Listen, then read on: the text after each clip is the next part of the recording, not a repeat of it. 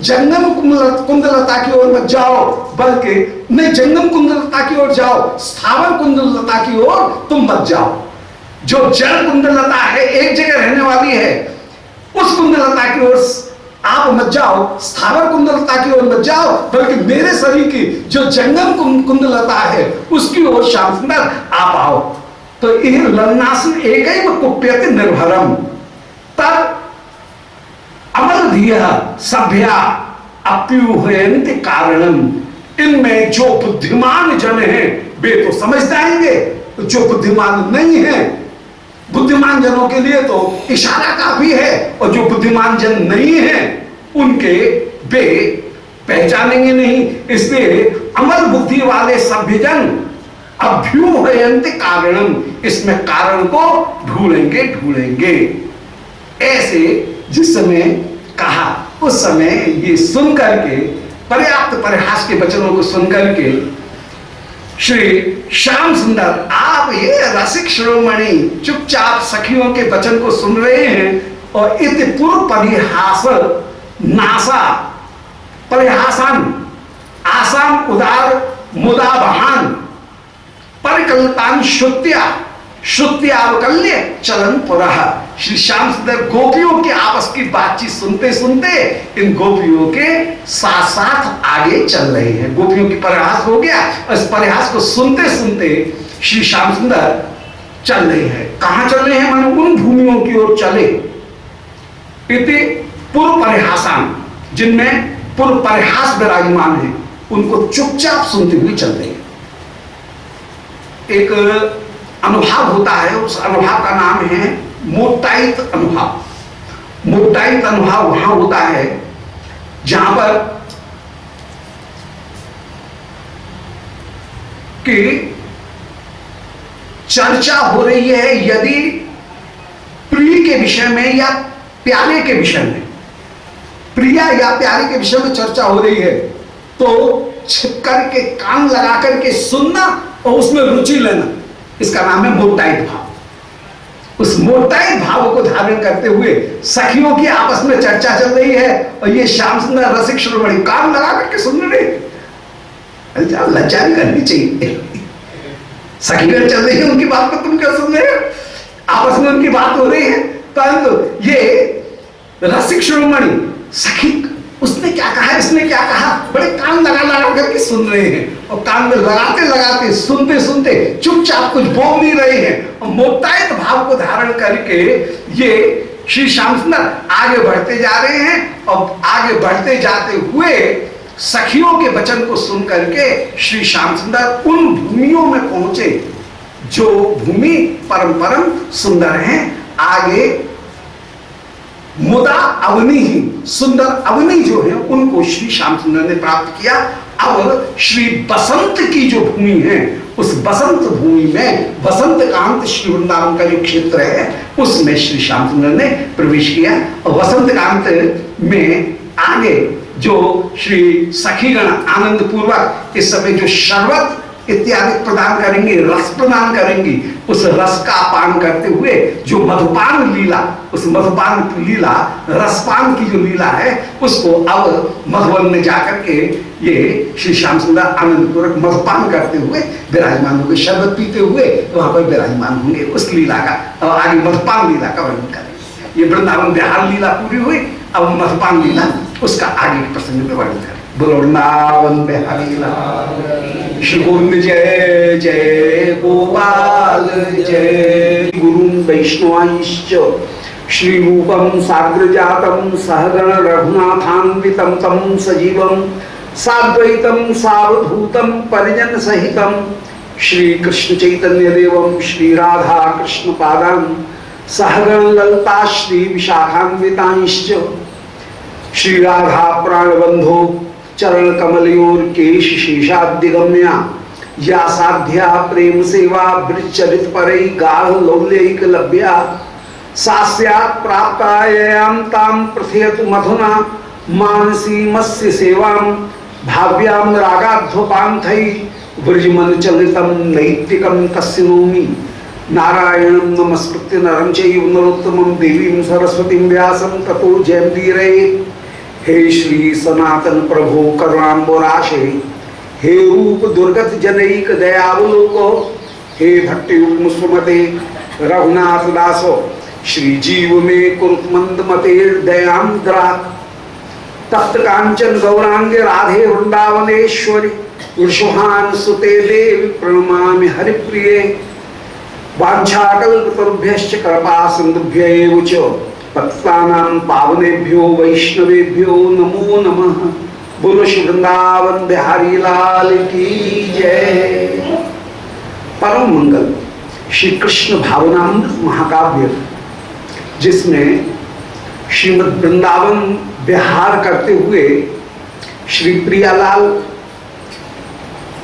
आनंद पूर्वक आप वृंदावन के विभिन्न प्रदेशों में विचरण करते हुए विराजमान हैं।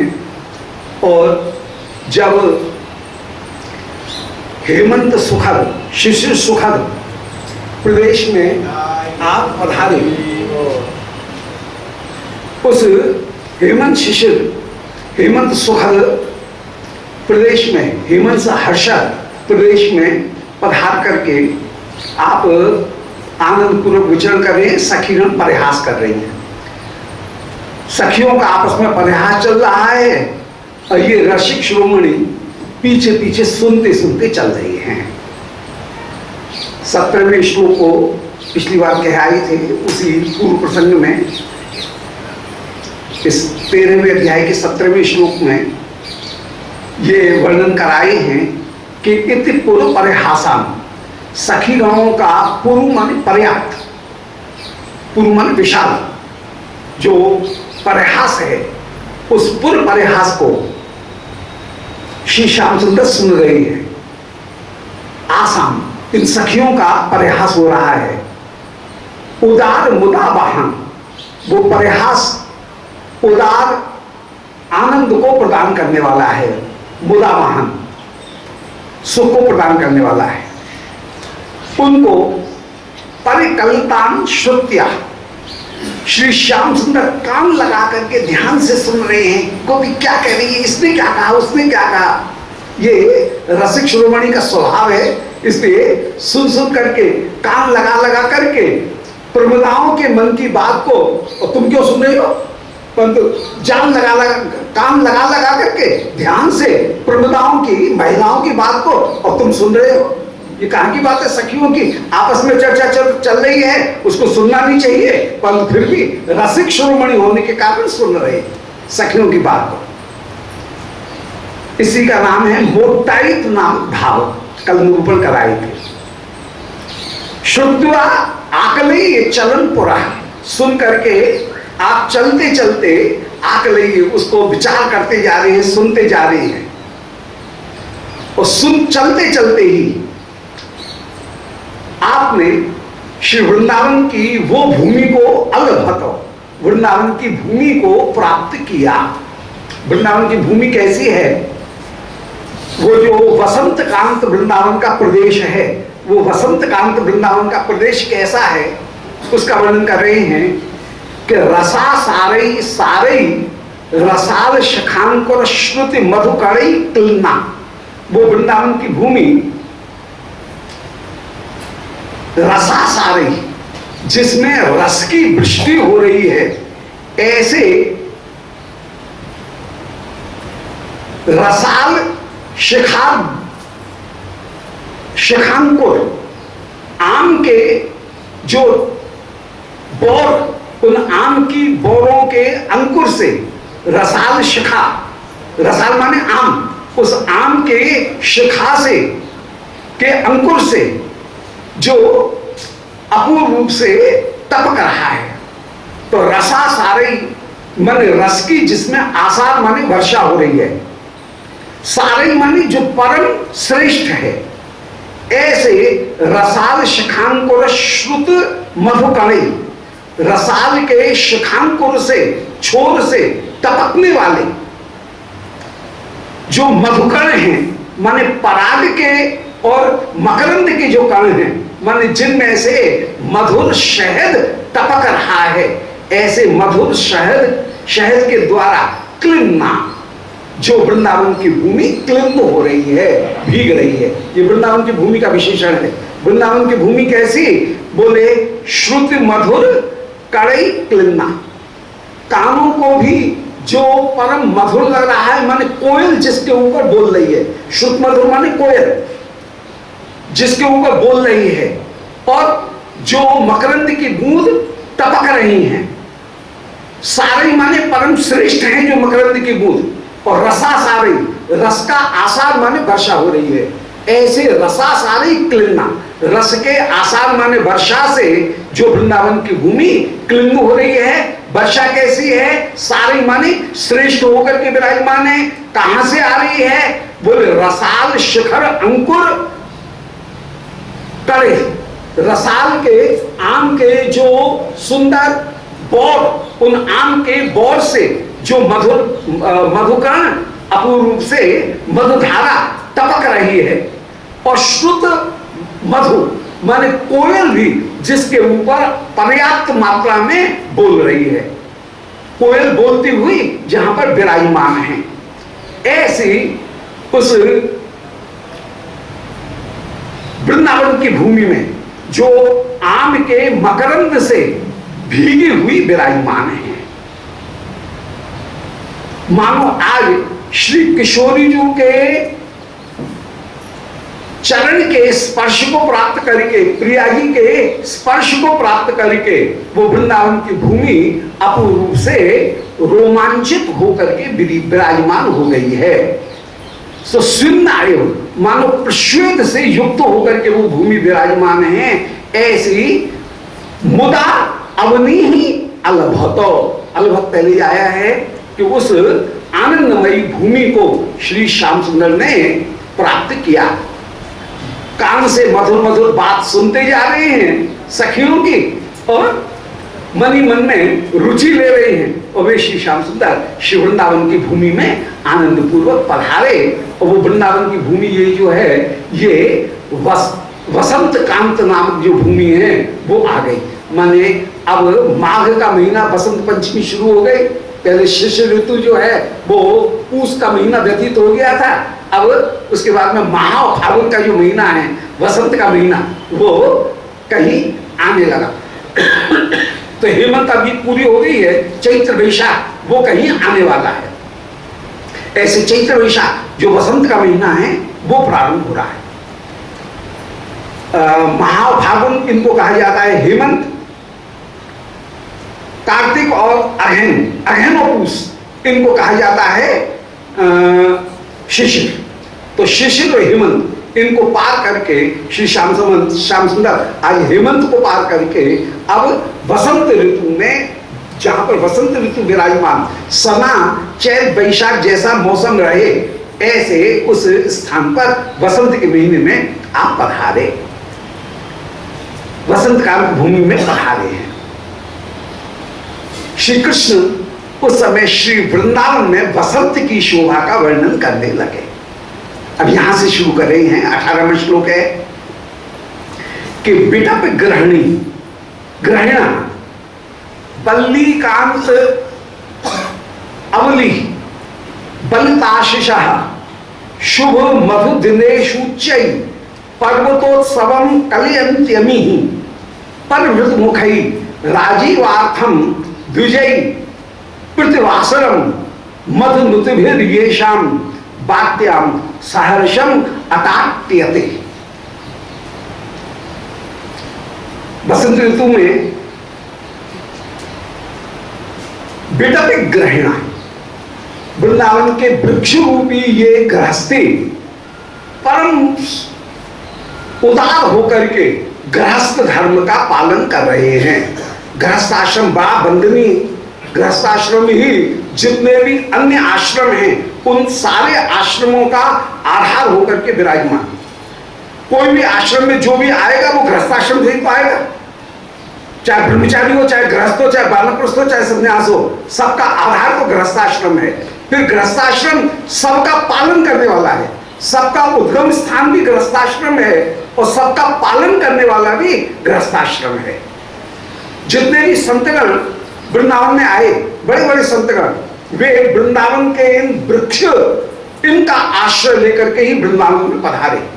संतों के मुख से सुना, कहते हैं संत, बोले हम किसी श्रेष्ठ ठानी के भरोसे, बैंक बैलेंस के भरोसे वृंदावन नहीं आए।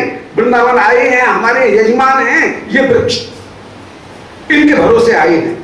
यही हमको भजन की शिक्षा देने वाले हैं और यही हमको यहां निवास देने वाले हैं और यही हमारे भजन की रक्षा करने वाले हैं। हमारे यजमान तो ये वृंदावन की लता है, ये सब कल्प लता है, कल्प वृक्ष है। और कभी भी कोई संदेह होता है तो इनसे पूछते हैं, ये वृक्ष उत्तर दे देते, हृदय में ऐसी प्रेरणा देते हैं, क्योंकि ये सब संतगण है, ये सब सिद्धगण है वृंदावन के वृक्ष, और ये अपूर्व उत्तर दे देते, यही शिक्षक होकर के विराजमान है। तो वृंदावन के उन्हीं बिटप उनका वर्णन कर रहे हैं और ये हमको क्या आश्रय देंगे। ये तो बिटप को भी आश्रय देते हैं, बिट को भी आश्रय देते हैं, इनका नाम है बिटप। बिट कहते हैं प्रिया की प्रतीक्षा करते हुए जो चंचल श्रोमणि आकर के विराजमान होते हैं, वे इन्हीं वृक्षों के नीचे बैठ करके कान लगा करके सुनते रहते हैं कि प्रिया जी के नूपुर की ध्वनि आ रही है कि नहीं। तो बिट का जो पालन करे उसका नाम बिटप। बिटप शब्द का अर्थ ही होता है कि मिलन के लिए उत्सुक जो प्रेमी का संरक्षण करते हुए, उसका पालन करते हुए विराजमान हो, उसका नाम बिटप। श्री श्याम सुंदर हो गए बिट। बिट कहते हैं पर पुरुष, बिट कहते हैं उपपति, चंचल प्रीति युक्त जो पुरुष, उसका नाम संस्कृत में बिट कहा जाता है। और उसका जो पालन करे उसका नाम बिटप। बिटप इनका नाम इसीलिए पड़ा होगा क्योंकि ये श्री श्याम सुंदर का संरक्षण करने वाले होकर के बैठे हैं, विराजमान होते हैं। श्याम सुंदर इनके नीचे बैठ करके ही श्री किशोरी जी का शायद यहाँ पर अब कोई संदेश मिले, किशोरी जी के आने के कोई चिन्ह मिले, ये विचार करके प्रतीक्षा करते हुए विराजमान। तो ये बिटप ग्रहिणा, ये वृंदावन के बिटप, ये ही मानो गृहस्थी हैं। अब गृहस्थी हैं तो गृहिणी ग्रहण उच्चते, घर का नाम तो गृहिणी है, गृहिणी है तो घर है और गृहिणी नहीं है तो घर नहीं है।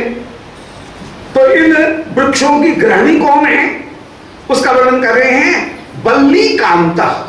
ये बल्ली माना लताओं के ये स्वामी होकर के विराजमान है, लताओं के पति होकर के ये वृक्ष विराजमान है। तो ग्रह बिटप ग्रहिणा, वृक्ष गृहस्थी हैं, बल्ली कांता, लताएं इनकी कांता होकर के विराजमान है, ये लताओं के कांत होकर के विराजमान है। बल्ली कांता वली बलताशिषा, ये जितने भी अभिलाषाएं हैं उन सबों को पूर्ण करने वाले ये वृंदावन के वृक्ष हैं, इनकी हम वंदना कर रहे हैं। शुभ मधुधुने शूचय पर्वोत्सवम। अब शुभ मधुदिन जो आया, माने बसंत का जब दिन आया, उस बसंत के दिनों में ये उच्च रूप में विभिन्न पर्व उत्सव इनको धारण करने वाले होकर विराजमान हैं। गृहस्थी के घर में पर्व उत्सव मनते रहने चाहिए।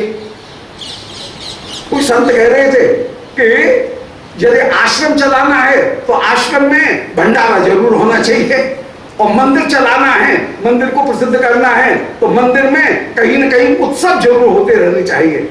यदि एक सी सेवा होगी तो फिर कोई दर्शन करने नहीं आएगा। नित्य बंगला बनते रहे, कुछ नया नया होता रहे तो फिर मंदिर चलेगा। तो मंदिर चलाने के लिए उत्सव, ठाकुर जी के उत्सव जरूर करने चाहिए। और आश्रम को जागृत रखने के लिए आश्रम में कोंचा चलना चाहिए, कोंचा चलने की माल घुटने की आवाज आनी चाहिए, तो आश्रम का उल्लास होगा। तो पर्वोत्सव, पर्व विभिन्न आने पर, विभिन्न पर्व आने पर उत्सव अवश्य होने चाहिए। तो शुभ मधु दिनेशु उच्चै पर्वोत्सवम कलयन्ति अभी, ये वृक्ष शुभ पर्व उत्सव करते हुए विराजमान है। ये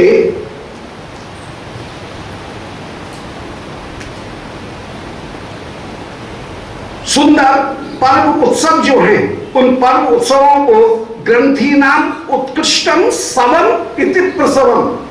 तो पर्वोत्सवम, ये पर्व का उत माने ऊपर, सव माने उत्पन्न करते हुए ये विशेष रूप से विराजमान हो रहे हैं। शुभ दिनों में ये इनमें सुंदर घुंडियां भी आने लगी हैं। अब आम की बौर विशेष रूप से इनमें आने लगी हैं। वृक्षों में फलों की सुंदर बौर भी आने लगी हैं। तो पर्वोत्सवम, इसके दो अर्थ हुए। पर्व माने गृहस्थी के अर्थ में तो पर्वोत्सव का मतलब हुआ कि पर्व उत्सव आने पर गृहस्थी में कोई ना कोई उत्सव होना चाहिए, और जिससे जीवन की एक रास्ता वह समाप्त हो और जीवन में नया उल्लास प्राप्त हो, इसलिए पर्वोत्सव घर में भी होने चाहिए। और दूसरी बात, वृंदावन के अर्थ में पर्वोत्सव का तात्पर्य है, वृक्षों के अर्थ में पर्वोत्सव का तात्पर्य है पर्व माने जिनमें सुंदर बोर, उनका उत माने ऊपर, सव माने प्रसव हो रहा है। पर्वोत्सवम, सुंदर वृक्ष में बोरे, कलियों की बोरे जहां पर आती हुई विराजमान हो रही हैं, ऐसे पर्वोत्सव यहां पर विराजमान हो रहे हैं। परभृत मुखई, ये वृंदावन के वृक्ष, हे श्री किशोरी जी देखो वृंदावन के वृक्ष कैसे सुंदर है, जो कि परभृत मुखई माने कोयल के माध्यम से, कोयल का एक नाम है परभृत। कहते हैं कोयल अपने अंडों को कोए के घोंसले में रखाती है। अब अंडे एक से होते हैं तो अंडों में तो कुछ पता नहीं लगे, परंतु अंडे से जब चूजे निकलते हैं तब भी कोयल के बच्चे में और कौवे के बच्चे में कोई अंतर नहीं दिखता है, और कौवी ये समझ कर कि मेरे ही बच्चे हैं, कोयल के बच्चों का स्वयं पालन करती है।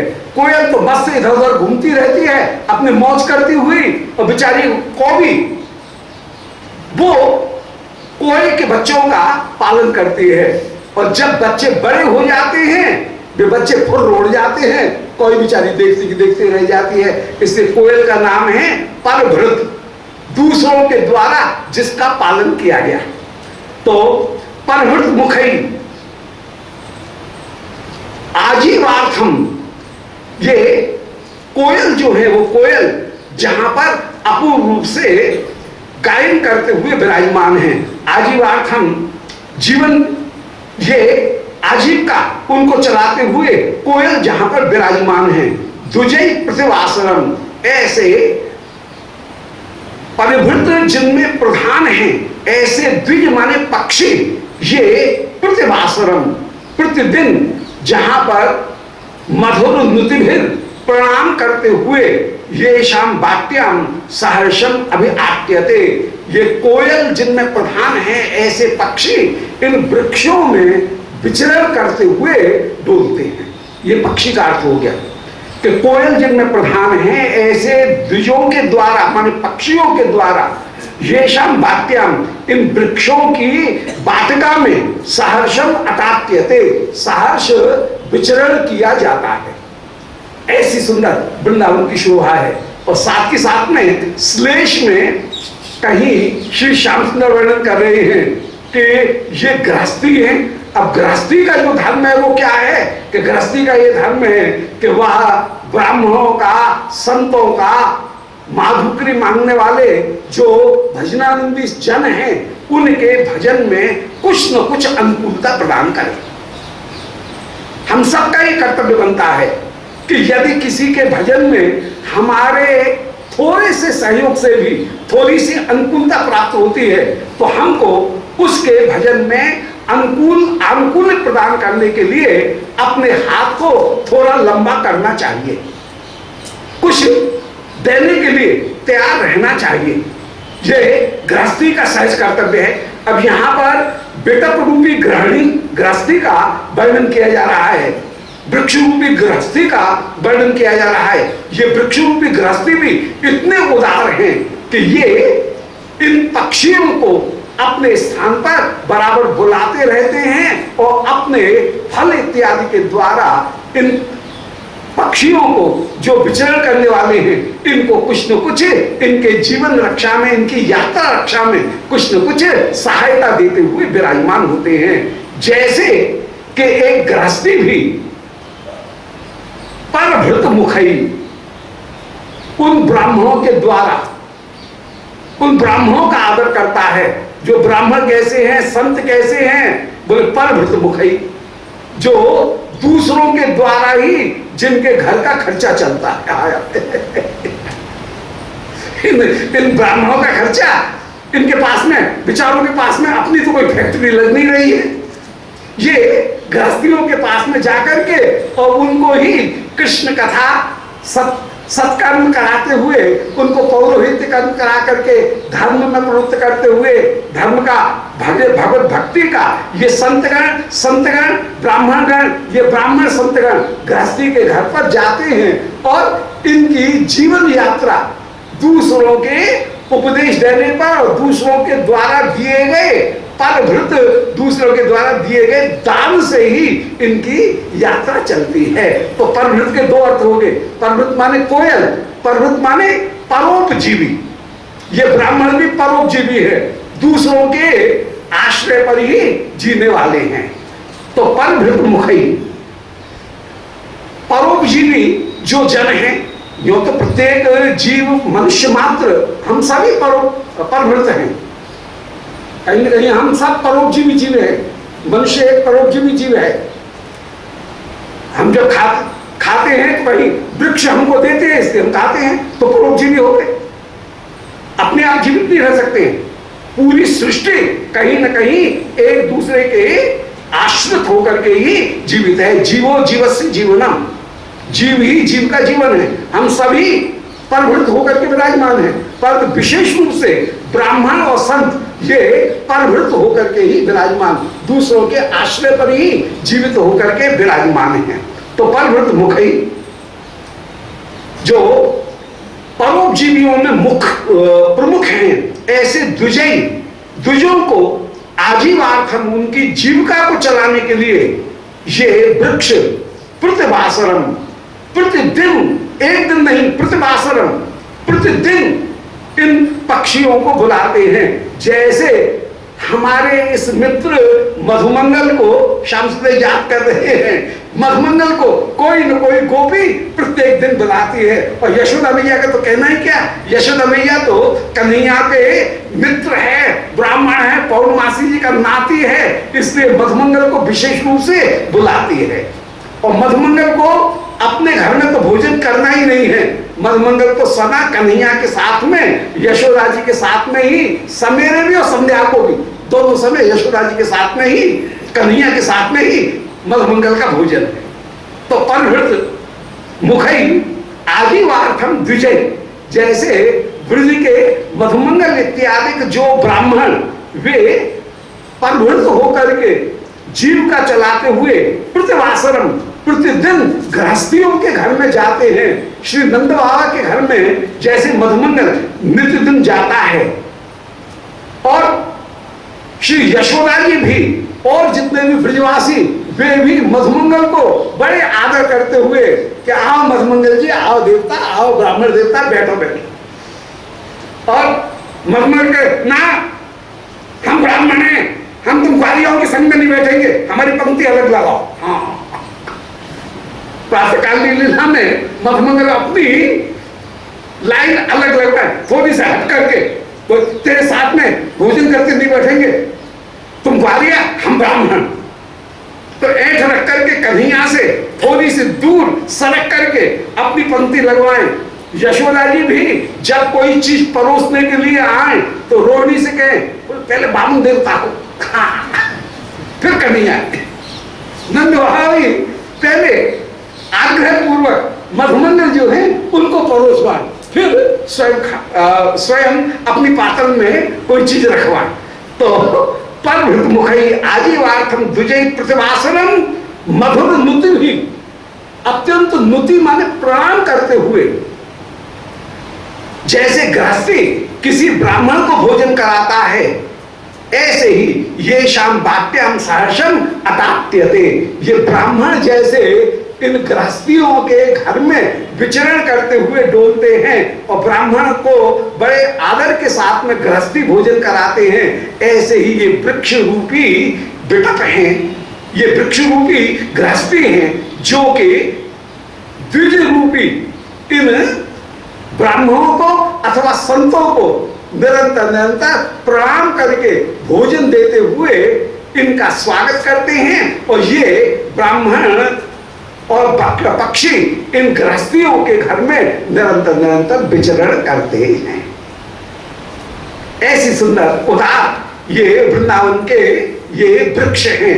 इन वृक्षों की महिमा का, इनकी उदारता का क्या वर्णन किया जाए। दोबारा सुनने वृंदावन के वृक्षों की महिमा।